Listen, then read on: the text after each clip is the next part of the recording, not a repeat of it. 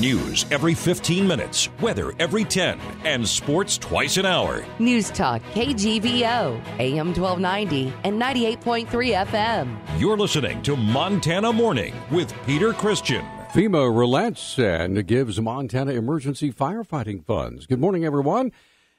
Congratulations, you made it. It's Friday, July 28th, 2017, and a little less smoky than it was the last couple of days, but still, there's plenty of smoke out there. It's clear and smoky and 63 degrees in Missoula. Our newscast this morning, sponsored by First Montana Bank, your home for free Centennial checking and unlimited cash back whenever you use your debit card.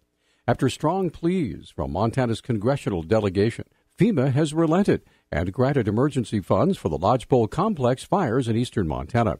Yesterday, Representative Greg Gianforte and Senator Steve Daines sent a letter to Brock Long, administrator of FEMA, requesting reconsideration of Montana's assistance, a request for eligibility for fire management assistance. The Lodgepole complex fires have already consumed more than 270,000 acres, and the devastating disaster threatens the livelihood of thousands of Montanans. Minutes ago, I just got off the phone with Brock Long, the FEMA administrator.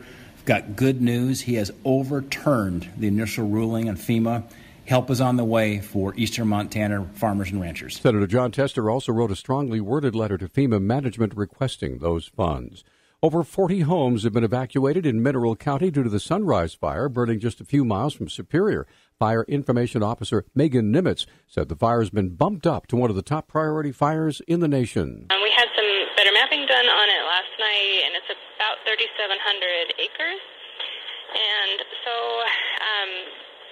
the challenge is that, that the firefighters are looking at is just the terrain is really steep, the temperature is extremely hot outside, and then the type of fuel that it's burning through is some subalpine fir. Nimitz said fire officials are keeping a close eye on the weather with possible thunderstorm activity near that fire. We have some potential for some thunderstorms to come through the area, and so this morning as a briefing, our weather behavior person had definitely made an emphasis on that to let the firefighters know who are out there to keep their heads up for any cells that will come over, because that can bring a lot of erratic wind and or lightning. Superior resident Monty Turner said people are dealing with the fire as best they can. Lots of people that work here and around town, the coffee clubs, they've been helping everybody evacuate their livestock. So many people have go bags ready to go. And a couple people here at the hospital have theirs in their vehicles. It's spooky, but everybody's optimistic. And that's the good part. Everybody goes, doggone it, this happens every so often. Let's just get through this thing and work together. Nimitz said the fire has advanced to within about a quarter of a mile from one of the evacuated homes. The Sapphire Complex is comprised of the Goat Creek, Little Hogback, and Slide Rock fires, and all three are currently active. According to Fire Information Officer Greg DeNitto, the fires are more controlled as of Wednesday. Well, the Sapphire Complex was a quiet day yesterday, relatively speaking. We had an inversion here which held the smoke in and kind of put a cap on the fires and didn't really release until later in the afternoon. So the fires still were active, but less than they had been for several days. DeNitto said the Slide Rock fire is at 5% containment, but the Little Hogback and the Goat Creek fires are currently still 0%. As a result, some evacuation orders have been put in place. The Rock Creek corridor is under a yellow warning, and it's a pre-evacuation notification. You should be prepared to evacuate. And then there is actually a red mandatory evacuation for some structures up around Slide Rock, but those have not been occupied. The Sapphire Complex is spread approximately 6,600 acres, and DeNitto doesn't expect those fires to be out anytime soon. That's really true for all the fires in the western Montana area. An attorney for a Montana man convicted and sentenced to prison for the kidnap and rape of a 4-year-old girl on the Fort Peck Indian Reservation says he plans to appeal that sentence. Assistant federal defender Henry Hank Branham said yesterday 22-year-old John Liba maintains his innocence. U.S. District Judge Brian Moore sentenced Liba Wednesday to 42 years in prison after a jury convicted him in April. The 2-day search for the young victim in February of 2016 rattled the reservation. It was followed weeks later by the murder of 13-month-old Kensley Olson. Kensley's caregiver, Janelle Red Dog, also was sentenced Wednesday to 20 years in prison.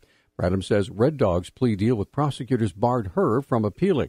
Tribal leaders say the two crimes resulted from the scourge of drug abuse on the sparsely populated reservation near the U.S.-Canada border.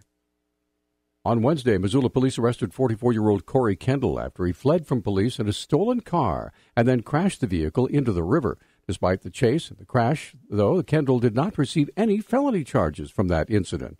Missoula Police Public Information Officer Travis Welsh explains. Well, Mr. Kendall was originally arrested for eluding or fleeing from a peace officer, careless driving, and possession of a stolen vehicle. All of those are misdemeanors, including the possession of the stolen vehicle.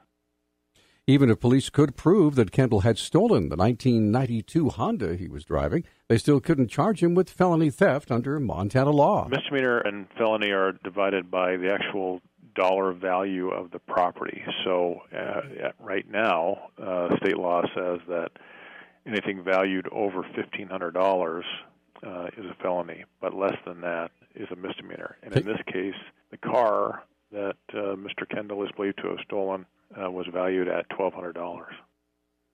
Kendall has had several run-ins with law enforcement and has tried to run away from them at least twice. He led police on another high-speed chase back in May. Before that, he was accused of giving meth to and having sexual relations with an underage girl.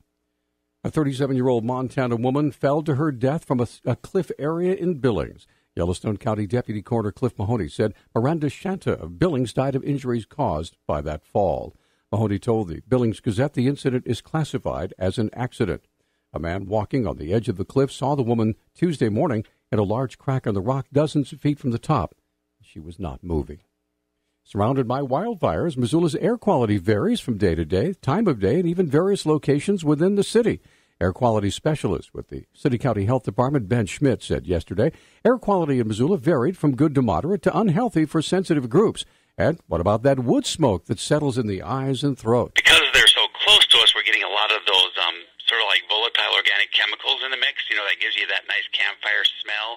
And so that is usually what people are smelling when they get up in the morning. And sometimes we're getting that, and we're not even getting much of the smoke, but you can definitely smell that campfire out there. Smith said location is the key to air quality within the city. These fires are fairly close to us, so you could be in the plume and be at unhealthy levels, like in Lolo and Florence have been getting it sometimes, especially in the evening or early morning hours. And then you can go a couple miles away and you could be in what is classified as good air quality, where we're at like less than 10 micrograms per cubic meter in the air instead of like 40 or 50 micrograms per cubic meter in the air. You can get daily air quality reports by clicking the link in the story on our website at newstalkkgvo.com.